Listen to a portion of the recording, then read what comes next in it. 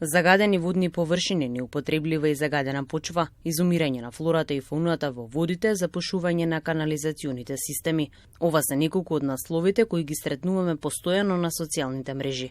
Голем дел од овие загадувања на околината во која живееме се предизвикани од несоодветно собирање и третман на отпадно масло за јадење.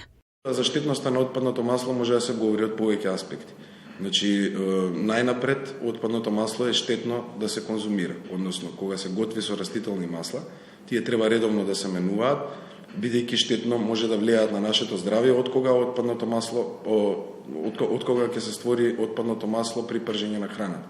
Значи, секој и индустријските објекти и ние кога готвиме дома, треба редовно да го менуваме после секое пржење маслото, бидејќи од кога ќе ги смени своите својства, тоа станува отпад и има канцерогени карактеристики кои што може негативно да влијаат, значи доколку се конзумира преку храната.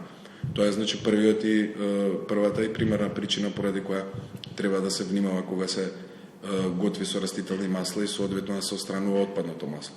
Секако потоа доаѓа значи и природата, односно доколку отпадното масло се исфрла преку одводните системи, тие може да се запушат, бидејќи на пониски температури маслата се згорчуваат и може да дојде до излевање во природата, во домовите и секако тоа да предизвика други понатамошни проблеми. Отпадното масло доколку се исфрли директно во реките, исто така може да се наталожи на нивните корита и да ја намали оксидацијата на живиот свет и значи повторно негативно да влијае на околината. Доколку исто така и во почва да се исфрли со тек на време може да се наталожи и негативно да влијае на живиот свет. Значи има повеќе аспекти поради кои што отпадното масло не треба да се исфрла ни преку одводните системи, ни директно во природата и секако да се внимава кога го конзумираме отпадното масло. Доколку говориме за некои бројки, например, кога се готви храната се претпоставува дека околу 30% од количините од маслото со кое што ќе се стави во тавчето за да се испржи храната, треба на крајот да се отстрани како отпадно масло. Граѓаните е еден сегмент од нашиот бизнис модел на кој што работиме веќе 2,5 години и можам со задоволство да кажам дека оваа година 50% повеќе собравме отпадно масло од домакинствата отколку минатата година. Значи собравме околу 3,6 тони или 3600 килограми.